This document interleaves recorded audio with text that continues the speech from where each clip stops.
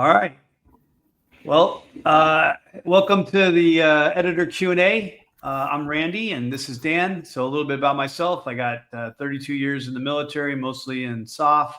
Then I became an editor for almost the last decade, and ghostwriter. And my business is called the Story Ninjas at storyninjas.com. And I've learned a lot about the publishing world, the editing world, and the writing world. And that's why I set this up so I can share that with you guys. Dan, why don't you give us the 10-second spiel? With 10-minute spiel. I'm Dan Pace, so I'm a retired Green Beret too.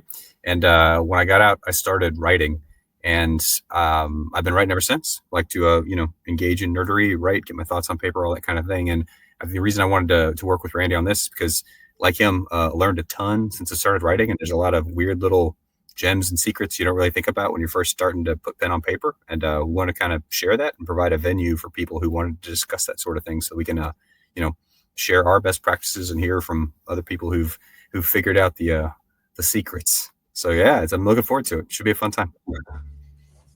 You know what? We were going to talk about titles and covers, but I think probably starting at the beginning, like, how did you, when you wrote your book, you wrote two books. So how did you hey, I can write a book, I'm smart? Or did you how did you study structure of books? Did you read some of your favorite nonfiction books? Because both of your books are nonfiction, and say, this is the structure I like. How did you decide how to write your books? So I think, like most writers, I'm going to guess this. I mean, I'm not going to talk about the true mercenaries who are just out to make a fortune in the writing business. I think you might be in the wrong business if you're one of those people. That's just me. It's just me guessing. But I think most of us start out with a love of sharing ideas, right? And so in the military, there's a lot of kind of taboo about writing and publishing. Certainly there was for a long time. It's kind of reducing a little bit now. But as I started looking at getting out, I started writing more for online journals. I started wanting to really get that, to get my ideas on paper and to get to express them. And after doing a couple of those papers, I started to figure out that it's not as hard to write as you might think, because you just start, you throw it down on paper, you get things going, and then you add to it. You kind of structure it out a little after that, and then you add to that structure, and then you bounce it off people, and before you know it, you've got a full-length book. And the first book really came together that way, as an idea on ethics. In this case, it was called Gray Zone Ethics. I thought we didn't do a good job of teaching ethics in the special forces. And I wrote a couple of papers on that. And I thought, you know what, I could turn this into a full book. It wouldn't be that hard. And then before you know it, that paper, which really became an executive summary or an introduction almost, generates your table of contents for you. You're like, well, I need to expand on this and this and this. And you kind of lay all those things out. And before you know it, you've got a story, or not really a story in that case, more of a textbook. But the second book was probably more what you're talking about, which is called It Was What It Was. And it was a book on Iraq. It was a memoir. And that one really is a storybook, which I think has a lot of overlap with what you do, which is primarily fiction editing, right? Well, I guess you do a lot of nonfiction editing too. But I mean, primarily, I think you're a fiction writer. And story writing is story writing, whether it's true or it's not true, whether you made it up or it's based on truth, or like Tim O'Brien says, it's untrue, but it tells the truth. However you want to describe that, it's all the same. And for me, that was just writing a good story.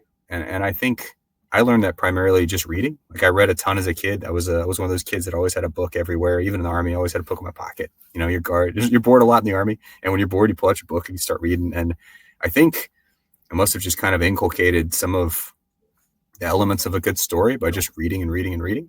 And then regurgitating that and trying to, build in some of those tropes, build in some of those story arcs, came relatively easily. And then the real trick is cleaning it all up, right? Because it's easy to kind of throw it all out there. It's easy to kind of make the story, but then making it coherent is trickier. But that's in a nutshell how I kind of got started with it. It was just a love of writing, a desire to tell the story, and then you start throwing it on paper and you organize it, and it just kind of comes together. Sometimes a little painfully, mostly pretty smoothly. What about you? Was your experience different, similar? Well, so what your second book is what we call a narrative nonfiction. So you try to write it like a fiction book with using a lot of the techniques from fiction, and to make it more interesting and compelling. But you're telling the story of someone's life, your life, a true story. And then the first book is, big idea book, or, a kind of a focused topic book or something like that as far as ethics. And I always tell people, especially when they're writing nonfiction, like, who are you writing for? And that's like, Yeah. who's your audience? And, for your ethics book, I'd be interested to hear your study. So for your ethics book, you could feasibly say, well, everyone needs ethics. This is great for everyone. Why, but I assume you wrote it primarily for the military, right? Yeah, it's written specifically even for the special operations part of the military. And I've had some people ask if I could generalize it, but the reality is it's written to a pretty narrow audience by design, because I think you trade kind of relevance for a broad audience if you want to get into a really deep subject. But that is a challenge of writing. You're right, because you were like, well, everybody needs this, and you realize, like, no, if I write it that way, nobody will care about it because it will be so watered down that it doesn't matter. In that case, it really had to be pretty, mile deep, inch wide kind of thing. Yeah, I mean, what I found working for a bunch of authors. So you said, though, I primarily work with fiction. That's not true. I'd say about 50% is Yeah. memoirs, nonfiction. I've done a couple of how-to books. I did a fictional book about buying real estate, which was weird because it was all the techniques were true, but it was a parable about making money through buying real estate, and it was specifically the author specifically asked me to write a parable about a, a, a family man who was working a 9 to 5 that had actually turned into a 7 to 8, and he was working on the weekends, and he wasn't spending time with his family, and then he found a mentor. He made some mistakes, found a mentor, started investing in rental real estate, and was able to change his life with some passive income within 10 years and spend more time with his family, doing the things he loves with the people he loves. That was the moral of the story. And it was because this guy's business was helping people find the right rental real estate. He had a company called realwealth.com, and he wanted this book to help people understand that this is what he was trying to do, and he could help them do that. So it was basically his platform book. But so we worked on that together, but that was really weird. It was a fiction book about true things, So kind of like the Latte Factory. You ever read that book? I didn't, but I read Zen and the Art of Motorcycle Maintenance, which is kind of a Yeah, similar, like, yeah. But to me, that guy grasps a truth that is brilliant, which is, if you can make your book, and I know you know this, but if you can make your book engaging, it can transcend its genre, right? Like, even with nonfiction, I just picked up a book. A friend of mine is a ghostwriter. She put together this book. It's about 10th group doing some stuff, and I read through it, and something you said to me when we first started working on my second book came to mind, is like, hey, show it, don't tell it. And it can be easy in nonfiction to drift into exposition and to really drift into being very descriptive and long descriptive, chapters on things. And that could be interesting to a certain audience, but I think it can be off-putting to an audience that doesn't have the kind of depth to engage in what you're talking about, because they don't really know. And so, to me, what that guy tried to do with that real estate book is brilliant, in that he's making it a character-focused story. He's making it something where the guy, anybody could pick this up. They get engaged in the story. It feels like a good story, but they're going to extract lessons as they go out of it. And that's, to me, that's powerful. I mean, it's not going to work for everybody in every situation, but that's a good approach. I mean, how do you think it came together? So it was my first ghostwriting gig. I didn't even know I was going to be a ghostwriter, and it was the weirdest thing. It was also an example of, you doing the right thing in the universe and the universe giving back, because basically COVID hit. I just started my editing business, and this guy found me on the internet somehow, and said, hey, I'm an out of work actor because of COVID, and I have this incredible idea. And he had these 15 whiteboards he had like sheets, because he was living with 16 other people, and he had sheets dividing That's awesome. space off, and he had a plan for a 7-book series that would rival the Fellowship of the Ring. And he's like, and this guy's and he's like, but I don't have any money, man, because I'm an out of work actor. And I was like, well, I mean, I'm just starting my business. So I'll tell you what, you write a scene, give me $50. I'll analyze the scene. I'll meet you for an hour. We'll go over the scene, and then you'll have a good scene, and we'll just do that. So we did that for about 10 or 15 scenes. And then he got back to work. And then that was in January, June, and then he disappeared. And then in November, this guy, he's like, hey, I rock climbed with this dude, and he said you could help me. I was like, okay. Really? So I met him, and he's like, this is what I want to do. He already had a really good idea of what he wanted to do in his head. Like, he had the characters, the mentor was based off himself. And the characters were based off the people he met every day. And so he already had an idea. And so I just took the story grid concept that I'm familiar with as a structure and structured it out and said, okay, we need this. We need a really strong moment here. And we made a plan, and over like a month. And at the end of the month, I said, hey, that's a solid outline, dude. Go to it. He's like, well, I'm really rich and I don't have time to do that. So I'm going to hire someone to help me do it.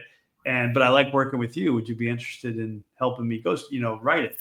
And I said, yeah, I consider myself a writer. I'd love to do that. I'll tell you what, I will write the first chapter. And if you like it, then I'll write the book. So I just started working with my partner. You know Laura. So Laura, I just started working with her, and I said, hey, I got this new gig to write this guy's book. And I know you want to be a writer. So you write a chapter. Here's the outline. I'll write a chapter. We both have different styles. We'll send them. We won't tell them who it is. And whichever they choose, that person's going to write the whole book, and the other person will edit, because we split everything down the middle. Sure. And I just promised her that we would split everything down the middle. And I was like, so we did it. And my wife read hers, and she's like, oh, this is amazing. It's better than yours. And I read hers. I was like, wow, this is pretty good. But she writes in a specific way. She likes to read romantasy and things like that. So hers are a little bit more upbeat and stuff. And mine's more like contemplative, military, thinking about the future. And so he read them. His wife read them. And we got on a call, and he's like, all right, well, we read them both. They're both fantastic. And we went back and forth, but we liked this one, and I won. And of course, Laura's like, oh, I suck. And I was like, no, he said he liked yours. And to tell you the truth, I thought you were going to win, because yours is a lot more descriptive and you had a lot more stuff going on than mine. But then I wrote the whole thing, except when I got stuck a couple times. I was like, hey, Laura, write this chapter, and then I'll write it in the way I write stuff, but I can't even think of an idea for this chapter. So she wrote a couple chapters like that. And then we wrote it. It took us 3 months, and he pitched it to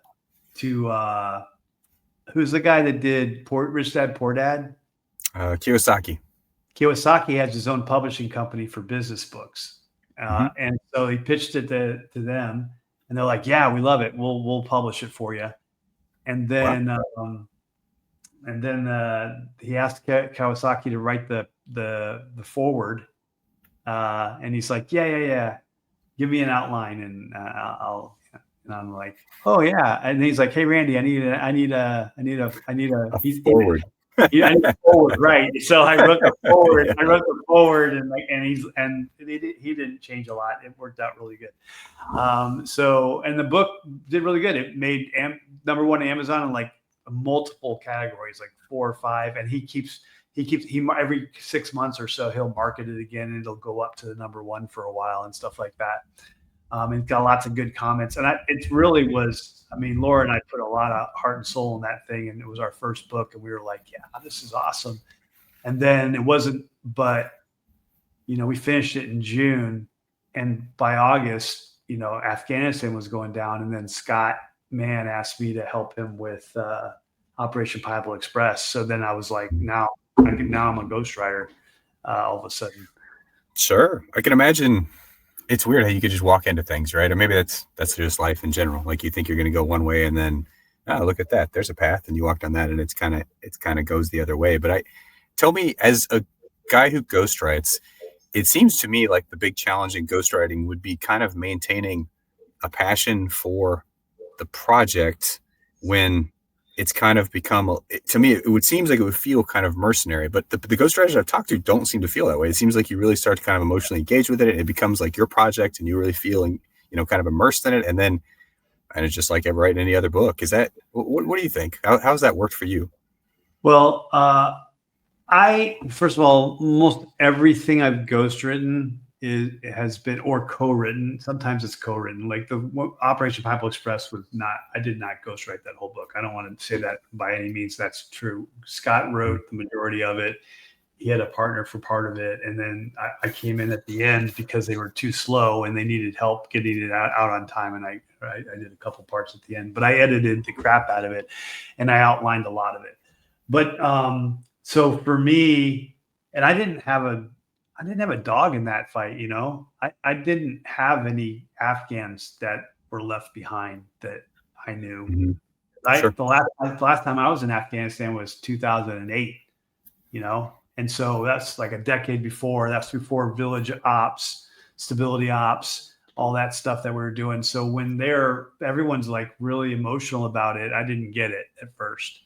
And that was before the mine, what is it? NMRG, the national mine guys that were kind of SF bodyguards for a while and taking care of us. Like they keep telling me about these things. Like, who are these guys? I don't even know who they are. So it was a different world for me to get involved in, but it was super interesting. And I could feel, I could understand the passion just because as an SF guy, you go down in South America, for instance, and you work with the same guys over and over and you're invested in them and those guys are getting killed in their war and we're going back and are wounded and I'm seeing them. And I actually was down there for 4 years working at the MAG and also, it's a Lancero school where I have like a Ranger buddy, my Lancero buddy, who I still keep in contact with, who was our Sergeant Major in the Colombian Marines. And so, I had invested an interest in those guys. And, if something happened similar in Colombia, I think I'd have a vested interest in trying to help those guys. So I could definitely understand where they were coming from. So that was easy. So you're talking about the other ones, the memoirs but like the next one I did was like a Vietnam vet. Like, how could I not be invested in that? He did like 310, like he had such a crazy story. He did 310 combat missions in a year. And, he was a pilot. He was an A1 pilot. So he did 310 combat missions in Vietnam before it was a war. That's amazing. And then he was flying during the Cuban Missile Crisis. He was alerted and he's flying around in a fighter with a nuclear bomb on it near the border of Canada, where he would shoot down Russian bombers and stuff like that. So, he had this most interesting story. And then I've done a lot of pilots, Air Force pilots. Most of the rest of them missed the war. They missed the war by a year or two and ended up becoming pilot trainers, and then a lot of them ended up going to be airline pilots. And so, but they have their own interesting lives too. So I found the challenge for all of this goes back to who's your audience? Who are you writing this for? What do you want to say? What are you going to say to your reader at the end? At the end of this book, what's your conclusion like? And the best way to capture this, and maybe this will help you with your next book too, is if your super fan read this book and wrote you a fan letter, what would he highlight and thank you for saying in your book? What are you writing about so that he would say, man, thank you so much for bringing this to my attention. I had no idea.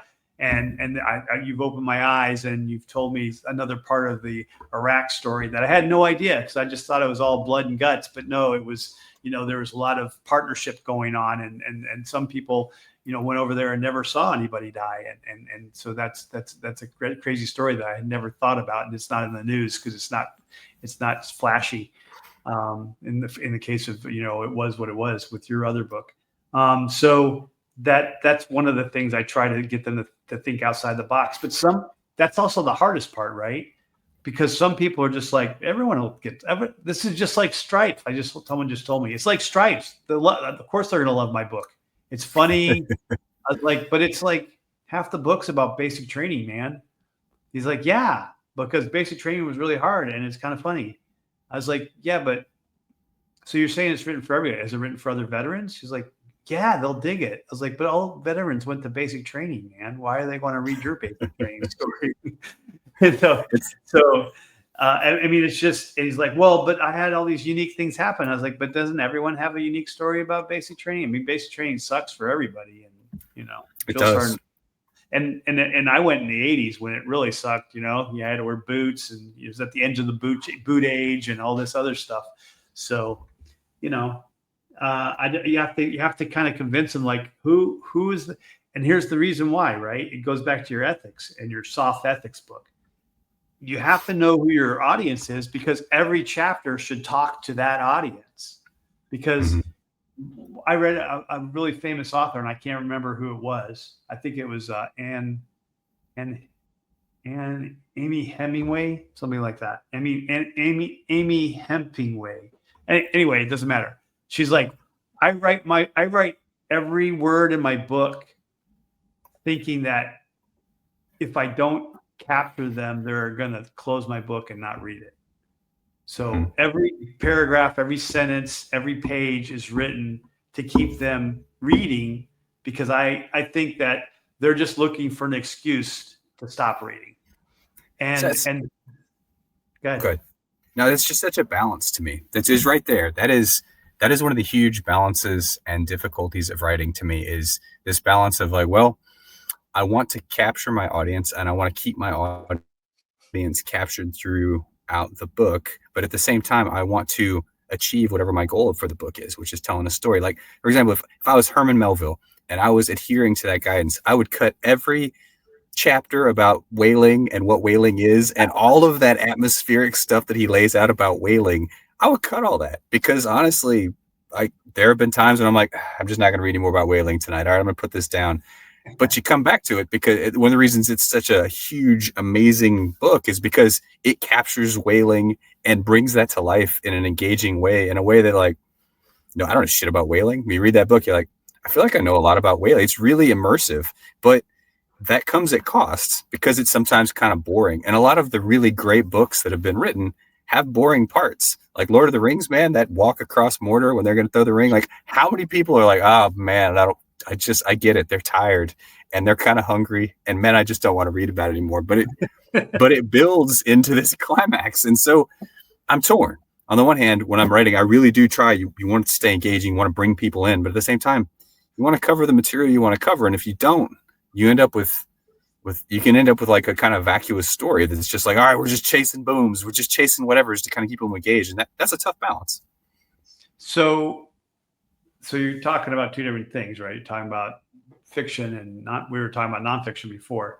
So nonfiction, for both, right? No, but I think nonfiction, you really got to, because you're writing the book for the reader, and you got to focus on the reader for your book, so that they want to read every single chapter, because every single chapter is talking to them. And then they'll go tell people about the book and said, hey, this is a freaking really good book about this subject.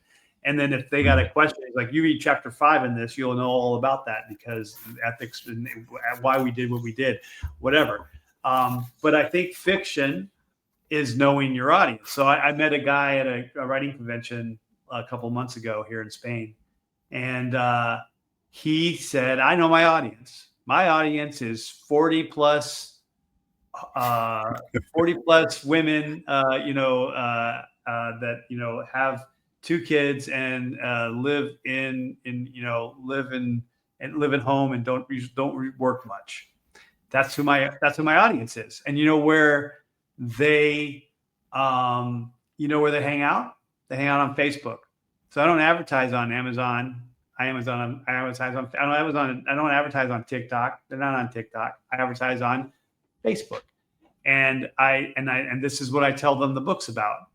And that's why they love my book. And my book, I don't necessarily like writing this, but they like to know I write about a detective series in northern England and I forget where he said it was, but he's like, I write about his daily life, what he does, and his daily interaction with the village people, and his relationship with the neighbor that he's been dating for a while, and then I have the mystery all around that, but that's what they like. That's what they write me to tell me they like. And that's what I write.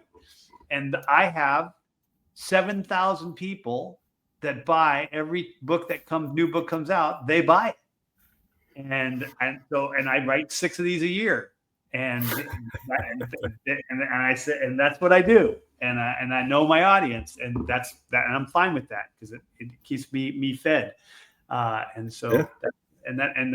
that's the fiction people. So I have never finished The Lord of the Rings. For that same reason. I keep getting, by the time I can never get past Tom Bombadil. Because it's such a tangent. You're like, why is this here? I was like, why is this here? And it's not even in the movies. It's never been, no one's ever tried to put it in the movies because we're all like, why is this here? So, hey, what you just described to me though, that's like a further subdivide. So there's fiction, nonfiction, but then even within fiction, there's different reasons that you write the book. And you touched on it way back in the beginning when we were like, well, why are you writing this and who are you writing it to? But if the purpose of your writing is to sell books, then everything you just described is perfect, right? That's exactly what you do. You figure out who your audience is, you figure out what your audience wants to hear, and you tell your audience a story that they enjoy. And that, to me, is almost a different genre. Like, to me, that's like a bard going to an inn back in medieval England. He's singing a song because people are going to give him food and money and they like to hear his song, and it's great. Like, there's a difference between that and writing something that, I don't know, I guess is in your soul and you feel needs to be told. And it's like the story that you must impart. And maybe everybody fucking hates it and nobody likes it at all, but you just got to put it down. And every once in a while those resonate. But I mean, I think a lot of times those stories just fall flat and nobody ever hears about them because they're just not that interesting for most people to read. And so it's interesting. And you as an author should go into it clear headed. Hey, what are you doing here? What are you writing for? Are you trying to capture your life's work? Is this your magnum opus and you just got to have it on paper because you think, like your guy with his whiteboards, it's just the wheel of time. I got to lay it all out and it's going to be there and it's going to be amazing. And if nobody likes it, they don't like it. And maybe they will, but maybe they won't. Or are you trying, like you said, to pay the rent? And if you're trying to pay the rent, yeah, it's a totally different approach and you should handle it as such. Yeah. And I mean, I try to get to the bottom of this too when I talk to the fiction writers, because I'm like, do you just want to get, most books are not going to be bestsellers. And even if they are bestsellers, they're not going to make you a millionaire. And so the question is, are you doing this to put food on the table? You want to make a profession out of it? Or do you want it to see it in bookstores? And they're not necessarily mutually exclusive, but one will probably put more money in your pocket initially, and then maybe it will bring in the other one. But trying to get it into the bookstores is a lot harder, and it doesn't pay as well usually unless the book just is a runaway hit, which is not very likely. So I always talk about traditionally published or self-published. Like, why would I self-publish? I was like, in case you want to make more money. I don't know. It's like, why would I? Well, if I have a bestseller, then it'll make a lot of money. I was like, yeah, if it is a bestseller, but if it's a bestseller and it's self-published, you'll make a lot more money. Yeah, that's it, right? I mean, that's it. And it could be a whole show to talk about self-publishing or traditional publishing, but it does boil down to what you're talking about, which is, hey, why are you writing? Like, I have a day job. I'm a retired military guy. Writing doesn't put food on the table for me. Writing covers coffee and beer for the month at this point. I would say that my income from writing mostly covers coffee and beer for my family for the month, which is all right. But I mean, it's not. Since your kids don't drink yet. That's fact. And that helps. Otherwise, it wouldn't cover coffee and beer for my family. But I approach writing as somebody who's like, I want to tell these stories. I would love for them to be successful, and I'll do my best to try and make them successful. But mostly I want to tell the stories because I want the stories told. Like, I like talking to people. I like putting these things on paper. I like capturing ideas and like bringing it together. I enjoy the camaraderie that comes from the whole pre-read process with like 20 guys who were there reading through this and arguing about what happened. I love that. And putting it out. And I like the history piece of it. I like the idea that in 10 years, this piece of history will be captured. Will it be matter much? I don't know. Who knows? Maybe someday it'll matter. Maybe it won't. But it's there. And I did what I could to kind of contribute that. And that feels good. But again, I know that I'm not writing to make any amount of money. If I was, I would need to write much faster. I would need to write a totally different way. And I would need to handle marketing in a different way. Like, to me, this is supplemental work that can drive future engagements, speaking engagements, talking to people, teaching. It can establish your credibility. Like, there's all kinds of things that a book can do, but don't walk into it thinking you're going to just be rich instantly and like kind of, mortgage the house on that. Probably don't do that anyway. But if you are going to do it, make sure that if you do, you're also setting yourself up with the conditions that might actually see some money in return. Because I think most ways that people start writing do not pay for a long time. I think that's a pretty safe guess. I don't know. You guys a safe statement? Yeah, no, that's a safe statement. I did bring this. I brought this one thing here. Can you see that? Yes. So these are statistics from I think it's 2022. So there was a case brought before the courts from one of the big 5 publishers, and they had to analyze like how much money they make off their books. And so this like you can see like, so 51 plus, so 65% sell between 12 and 999 copies, which is a big range, because that's from like everybody you know bought one to somebody else that you don't know bothered to buy them. And that's still a lot of people, right? 1,000 books is a lot more to sell than you might think, when it's people actually clicking and spending money on Amazon. But go ahead. But basically then they got the next 21%, which is, so 80% sell less than 5,000 books. All right. And so you're talking about the 95%, right? 95% sell less than 5,000. 80% is less than 1,000, right? Yes. Wait, 85% sell less than 5,000 books. Yeah, gotcha. And then this top 10% are selling somewhere between 5 and over and the millions. But they're really only the top 0.4% sell over 100,000 copies.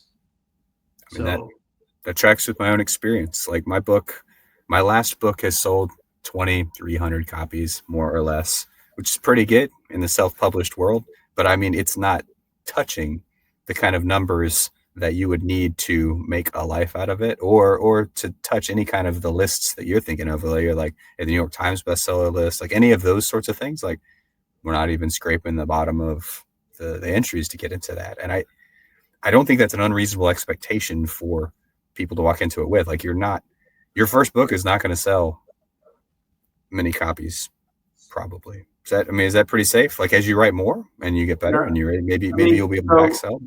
So if you write commercial fiction, serialized fiction, which is the people that are making money are selling serialized fiction. So they're, book series. Then they'll make more money. If they write a good book, every time they write a book, they'll be making more and more money. And also, they don't have to market. They only have to market their first and last book. So if you have a book series of 20 books, you're just trying to get more and more people reading your series. So you're marketing your first book and you're marketing your last book to all the people that are interested in you already, and they want to buy your new book. So that's an important distinction, though, right? That's an important thing to remember, because book sales are, I think, exponential is not quite the right word, but the more you write, the more you will sell of all of them, which I think is, as long as they're decent enough to sell at all. I think that's true, because like you said, when somebody buys your 10th book, well, all of a sudden, if they like it, they're going to look back at your library of like, oh man, he wrote 9 other books. I got to check these things out. And my ethics textbook still sells. I don't advertise it at all. The only books that it sells or copies it sells are from people who have looked at my book, bought my book, and thought, oh, what else did he write? And you're like, oh, he bought that. He wrote that. Oh, I'll give it a go. And I don't sell terribly many of them. Mostly I just sell that to the government, but people do buy it. And my hypothesis is that when I release this next book, probably toward the end of the year, it's actually going to drive up all my book sales, because it's just that many more chances for somebody to read and like your stuff and then reach back into your catalog and order. So I can see why serial fiction is brilliant, and probably from a business point of view, that's absolutely the right answer. But I mean, you gotta want to write serial fiction, right? Yeah. So in my experience, in order to get on the New York Times bestseller list, you have to sell, and it depends. It changes every week, but if you can sell around 10,000 copies that first when it comes out, the week it comes out, or whatever, any week, you're probably going to make the New York Times bestseller. Unless the Queen dies and 50 books come out on the royal family, and then you get pushed out. But Sometimes not your day. yeah. But so as you can see, only the top 7% are selling over 10,000 copies. What's really hard. So this goes back to the publishing thing, but if you're going to traditionally publish, I have no data on this, and so I don't know anything about it, and so I can't talk intelligently about it. Then I'm sure the entire metric is different. But self-publishing, the idea that you're going to get 10,000 people to click buy on your book is a lot more in a week is a lot more daunting than you might think, right? Just how many friends do you have? I was a zero social media guy coming out of the military. I've since tried to build up some kind of presence. We're working toward that. It takes a while, but even supposing you have, let's say, a relatively large Facebook following for just a person, not like a celebrity, but a person, how many friends are in your Facebook? 1,000? A couple of thousand? Let's say tops. Do you have other social media access? Do you have something that would put the information out so that even if every person you knew that day that you published your book, what percentage will click buy? Friends and family, maybe 10, 15%. Of people you really know, no kidding, bury the body, friends and family, let's say 10, 15%. Past that, okay. And we'll start stretching those numbers out. Well, who the hell, how are you going to get 10,000? How are you going to do that? It's actually, it seems on the one hand 10,000, that's easy. Millions of people buy books every day. Millions of people don't buy your books. How do you make that actually happen? It's quite challenging, right? I know you just did a Kickstarter on this. What was your experience and what kind of numbers did you get? So 2 Kickstarters I helped people put out for their new books, and they both made between 12 and 13,000. That's awesome. So sales, 12 and 13,000 sales. Yeah, and now Kickstarter, really good. Well, no, that's sales, but that's also that doesn't count. Now they got to produce the book and send it to them and sign it. So obviously the digital books is a wash, and whatever you sell the digital books, however many people buy digital books, the digital books don't cost you anything really. Yep. You can distribute that, and audiobooks too. Once you get them made, you can distribute the audiobooks for free as well. And so it doesn't, you don't really you just have to get it made first. But then the physical books are what costs. You have to pay for the creation of the book and then the mailing of the book. So that's not included in the 13,000. So it all depends on their breakdown. No, that makes sense. That's gross. Yeah, and that's the thing. That's the thing you will learn when you start writing. Anybody who starts writing is going to figure out is, hey, what are my costs? What's my gross and what's my net? And that's all business. But when you start taking publishing costs and advertising out of it, you find out that, hey, whatever you were making, actually it's less even than you thought you were going to make because you got to pay to make it. And so direct sales are definitely the most profitable for me. So if I sell a list cover copy of my $13 book, it only costs me a couple of bucks to print it from BookVault. Yes, BookVault, who is awesome, great to work with. I got a whole box of them in my garage so that if I do any direct sales, I just sell them. But how do you do direct sales? Are you going to do that? Are you going to go out and set up a table and sell your books? I don't think people put a lot of thought of this. Amazon is where I sell almost all of my books because your market is enormous and it's easy for people to click and buy it. But your take home, I take home about $3 on a paperback, and I take home about $1 on a $3 digital book per sale. And that's good. I have no complaints about that. But that's actually on the high end of royalties. If you go traditional publishing, it's going to be a lot lower than that. And so even big numbers start to thin out pretty quick when you actually look at what money this is going to bring in and then, what you need to just live. It's not as easy to make a living writing as people might think. So direct sales, what people are doing, they're doing direct sales from their website using Shopify or some other kind of service that'll sell it from your website and accept credit cards and stuff. And then BookVault will integrate with Shopify. So you can make it all and then they can buy it from Shopify. That order goes to BookVault. BookVault mails it out for you. So with this release, I got my son does all my tech. He's reworking our website right now to incorporate Shopify. to roll that feature out. So when we do the Kickstarter for this next book, it will have direct sales off the website available. But you still, even with that, get back to what we talked about before, which is like, how many people go to your website? Why would people? What drives people to your website? Is there traffic that pulls them into that? No, it's all about social media nowadays, and exposure, or going on a podcast and giving them your and also convincing them, like at the back of your book, in your podcast, in your social media, going, hey, if you buy it from my website, I make 90% of the profit. If you buy it from Amazon, I make 50% of the profit or less, because it's like 100% harder for me to buy a book off somebody's website than Amazon. Just cold reality. If I go to Amazon and I click once, the book will come to my house. If I go to your website, I got to put in my credit card. Or PayPal. There's a bunch of extra steps. So it's a little harder for me as the consumer to do that. Like, why do I want to do that? What are you doing to make me want to do that? And it takes a week and it takes a day. If you're on Amazon, they'll get there the next day, start reading. It's just easier, right? It's way easier. And so what draws that in? And I've actually given that thought this time too. Like, well, maybe for a while I just say that everything I sell off my website will come with an autograph in it. I mean, if I'm doing my own shop, shipping anyway, it's not that hard. If you're doing it on Book Vault, obviously that doesn't work. But what is the incentive to get somebody to do that? I believe Amazon's policies will not let you undercut them somewhere else. Like, I think you could get in trouble for that. I'm pretty sure. I could be wrong, but I believe I read that. Do you know one way or the other? So usually you can't. I don't know all the policies, so I don't want anyone to hold me to this. I know for sure that if you put it on Kindle Unlimited, you can't have it available digitally anywhere else. That's true. Your royalty percentages are driven by where you sell your thing, and you have to do that when you publish. So we could do a whole show on Amazon's, self-publishing, which is awesome. It really is good. I don't actually crap on Amazon. People crap about them a lot, but it's good for what it is. And but you have to be careful with that. Like, you have to click the little royalty model that allows you to distribute elsewhere if that's what you want to do. Like, my books are on Barnes and Noble. I've sold like 4 books on Barnes and Noble ever, but to me, it's important to maintain that flexibility. It's like, if you go to Walmart or Barnes and Noble, you can find the books, you can order them. Again, drop in the bucket compared to Amazon, but I think that flexibility is important for me. But you could just go straight to Amazon and not worry about any of that and just kind of accept it. I think, again, it depends on why you're doing it and what your model is. Like, are you only selling these in conjunction with speaking engagements or classes? A lot of people do that, right? On the business book side or on the leadership book side, you're really only selling this book to your audience directly as part of a package to go speak. Or are you looking, to find something that somebody would actually browse and find? And that's, again, it's just data. It's data you got to sift through when you're making your decisions. Yeah.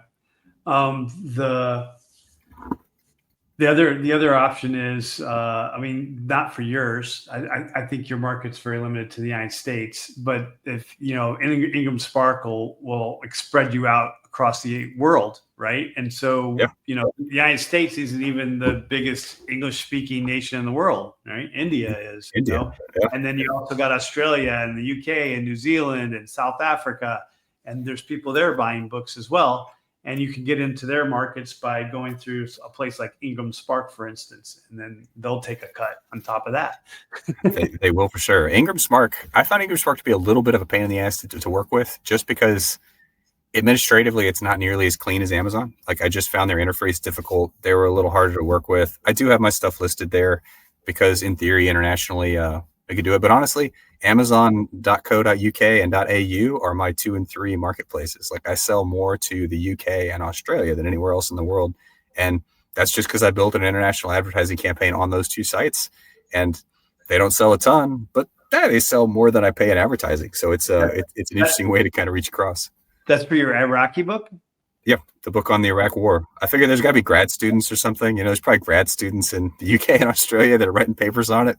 And, they Google it. And one of the beauties of Amazon's advertising system is that you tag your product basically to other products that you think somebody looking at, they'll see your product and then they'll click and go buy. And so I just tagged it to a lot of best-selling Australian military and UK military books. And it's worked. I mean, it's generated sales. And you don't have to relist anything internationally. Amazon does all that for you. So they'll take your same manuscript and just sell it over there. And that works pretty good. So it's not bad. Do you have it? I heard, I don't know anybody that did this. I heard Ingram Spark also makes it available to libraries. Do you know anything about that? So this is an interesting one. I went through Ingram Spark. I went to the libraries, but there's a catch. So when Ingram Spark says they make it available to libraries, they do, and they list it through. Oh, I don't want to promise on this. It's been a minute, but like Blackwell, and there's a few other like wholesaler clearing houses that basically do that. But the trick is Ingram Spark, when you list it, if you're not going through a traditional publisher, it'll be listed as publish on demand or print on demand. And if its status is print on demand, most of the libraries I called, because I've called several libraries like, hey, will you buy my book? Any library that won't just go through Amazon was like, well, no, we can't, because it says print on demand, and print on demand stuff we can't order because I don't remember the why. There was an administrative reason about returns and how we stock it. Same with Barnes & Noble. Like if you want them to stock your book in store, they won't do that if it's print on demand. They'll only do it if there's basically a warehouse stacked form somewhere so they can return things. Right. And that whole angle gets sticky. And so I have found other libraries who will do it. I've called libraries like, hey, will you stock my book? And they're like, yep, sure. We'll order on Amazon and we'll stock your book. No problem. But I've had libraries that wouldn't for that exact reason. So it's not quite as simple, unfortunately, as once it's in the system, it just works. What about digital books for libraries? It's a good question. I don't know. Like that would be easier. It does seem like it'd be easier, but I don't know. I've never tried to get my books digitally stacked in the library. I did try to go through the Army system because I thought, well, surely the Army. The West Point Library does have the book. The West Point Library bought copies and stocked them. But as far as the it's not AFES, but the Army lit system itself, of course, it's bound by government contracting stuff. It's like, well, contractually, we can't order anything on Amazon. It has to come through our provider, and our provider wasn't Bowker. I'm trying to remember who it was, but basically the provider who has the contract to provide government libraries with books won't do it with a print-on-demand book. And so we ended up stuck in this silly loop that I'm still trying to slowly unravel. But there's got to be a way, but it's trickier than it might seem. It just seems like digital and audiobooks should be really easy to get into the library system because it doesn't involve them ordering print-on-demand books, right? It just involves them buying the digital book. It seems easy. And maybe I know. But you know what? Ingram Spark doesn't really work with digital books, do they? Or did they start doing that? They did not. The last time I went through them. Draft to Digital does the digital books worldwide and libraries. Everybody else pointed me back to Amazon. And all the research I've done on like podcasts on this is like Kindle is where you sell all of your digital books. Like there's other markets. Yeah, sure. Go ahead. Sell it on Kindle because Kindle is my number one, like straight up Kindle, $3 a book. I sell more copies than any other venue and any other marketplace. Like hands down, that's where everybody's click and buy because it's what everybody has, especially now that they moved away from the Mobi format and they're just an EPUB like everybody else. I just don't see anybody else touching that market. But again, I'm an amateur at this, right? It's just one little data point. I'm sure somebody could prove me wrong. I thought that libraries would be a little easier. That's interesting. They're tricky. It's that government world. It's that government spending world. They're so constrained about how they spend shit that just makes it difficult. But if you do the legwork, it sounds like you can get some to buy it, right? Yeah, for sure. Especially, I think a lot of them have the ability to buy on Amazon individually, but that's not a system. That's not like getting into the Texas library system. That's just calling my local library, be like, will you stock my book? And they're like, yes. And we'll invite you to local author events. I'm like, great. That's all I was really looking for. And that's pretty simple. Harder when you want to broaden out from there. Excellent. What about local bookstores? You ever hit them up? I have. I live down in Destin, so I don't know if that's a symptom of where I live, but we have Books A Million and Barnes & Noble. I've gone and met with the manager of the Barnes & Noble here, and he basically was like, look, because you're in a touristy place and a vacation place, there's nobody here that follows the local book scene. Like people follow their local Barnes & Noble back home. He's like, I've never had a local author event turn out anything in this area because everybody here is on vacation and that's not what they're looking for. I think it's possible, and I'm definitely going to try to get into like a local book event with this next release to try and do it, but it has not been something that so far has generated much fruit. But there's all these things, right? Everything we've talked about is something that you as an author get to learn firsthand as you're doing it, because you don't even really think about all this stuff. There's so much to writing that has nothing to do with putting a pen on paper, and so much of it is just figuring out how to get that ideal reader your book in front of them so that he sees it and he's like, whoa, that looks really good. I'd love to buy it. And all of this is really just focused on achieving that goal. And it's quite difficult. It's actually quite difficult. You're like, okay, who's my target audience? Where do they hang out? How do you get in front of them? Even if you do, how do you get them to believe that you are worth spending $3 to $12 on? And then after that, how do you get them to leave feedback to that effect so that their new friends or their community actually listens? Because we haven't touched on it, but oh my gosh, getting people to leave reviews for the books. Like, how do you get them to leave a review? Because if they don't leave a review, then Amazon doesn't recognize that your book's any good. And so squeezing people, cajoling people, like pleading with, like, could you please just leave a review? Even if you don't like it that much, could you just leave whatever you're going to leave? Just feedback. Feedback is necessary to kind of drive all those algorithms. It's just challenging. Yeah. Right. And then like we can go into the star system right now with Amazon, right? If you get like a 2-star, 1-star, they're not even going to advertise your book. You can't even pay them to advertise your book, I think, is what I was told. I don't know. I don't know how that works. I know that I have, let's see, my book, the Rack book, has 167 total reviews. One of those books, one of those reviews is a 2-star. Everything else, the vast majority are 5, and then there's some 4s and 3s. But that 1-2 will drive your numbers down and make things quite difficult. I don't think people understand what leaving a 2 or a 1 really means. I'm not sure why they do it. Especially without comments. I hate it when they do it without comments. With no comment, like, hey, did you hate the book? Well, hell, man, tell me what you hated about it. Maybe we can discuss it. I'll send you a free book and we'll have a call and we'll talk about it. We'll like figure it out. But just 2 stars, 1 and done. Like if a lot of people do that, you will tank somebody's, work. Writing career. Like that's it. It's done. No, like you can't really undo it. I had someone, I should bring it up next time. I had someone at the end of their book, they had like an essay on the star system on Amazon. And they're like, hey, look, if I get less than a 3-star, I can't even pay Amazon to advertise my book. They won't even let me advertise it because it has less than 3 stars. And one star takes like, I think it's some like 8, like 5 stars to bring it up to a 3-star. Yeah. And so, if you don't like the book because you disagree with the content, but it's just because that's just the way you believe it. You don't have anything against the author. Don't give it a 2-star because you don't like the content, destroying the guy's livelihood. I don't give 2 and 1 stars anymore. I didn't give money to begin with because I just try not to read those books. And if I don't finish the book, I just don't give it stars. But if it's just not me, if it's like Fellowship of the Ring, which I never finished because I couldn't get past Tom, I wouldn't give it a 2 or a 1 star. I wouldn't give it any star. I don't want to destroy the guy's livelihood. Apparently people like it. Other people have given it 4 and 5 stars. So good for him. He can go on his career and he knows his audience, and I'm not it.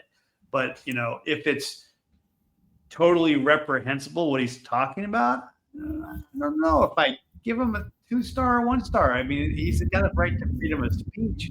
I mean, if he's totally lying, I guess that's different. And if it's a total crap book, as far as he didn't even bother to check his grammar and the spelling. Yes. And when he saw the squigglies under the word, he decided not to fix that word. That's just annoying, and that might deserve it too because he didn't even try.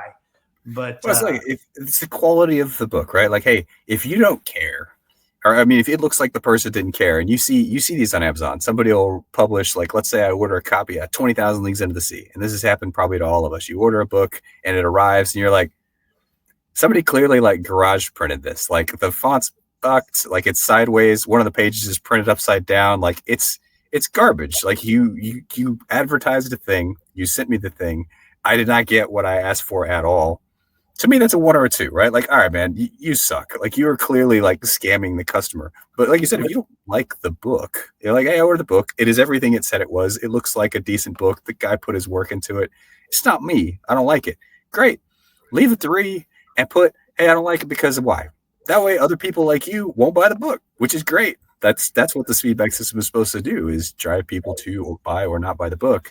But if you leave no comments and a negative, if you leave a low-star review with no comments, like, you're not helping anybody. You're definitely hurting someone, but you're helping no one. And so, like, well, just don't. Don't do it. Hey, the mailman or the Amazon guy left it at the door, and some dog ate it.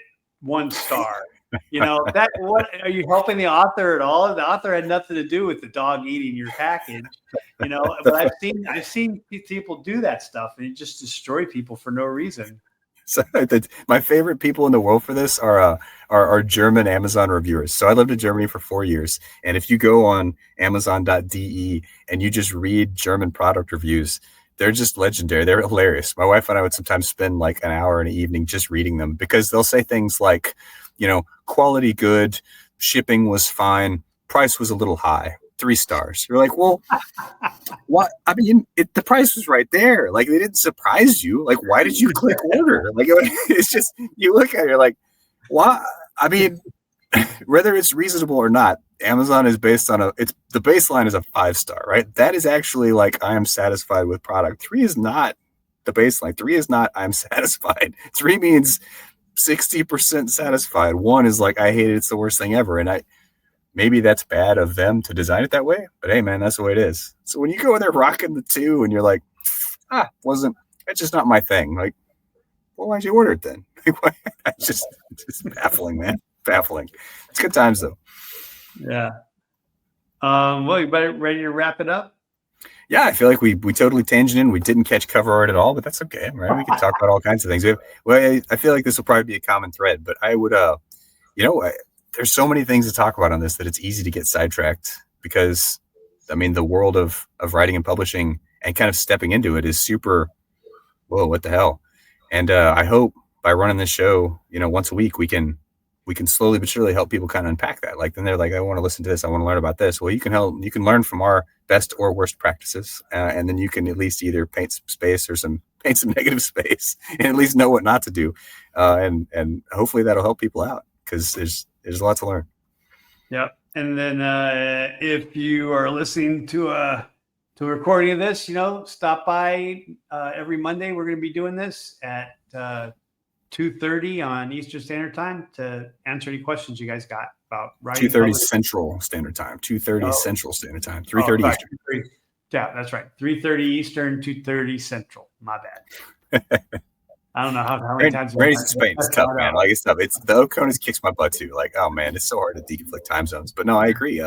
I hope people enjoy this. Hope they get some out of it. And I would love to start having kind of dynamic discussion with people who have challenges and want to bring them forward and kind of get a couple of perspectives on how to work through them. Yep. All right. See you next week, buddy. Hey, take care, Randy. Have a good week, man. All right. I need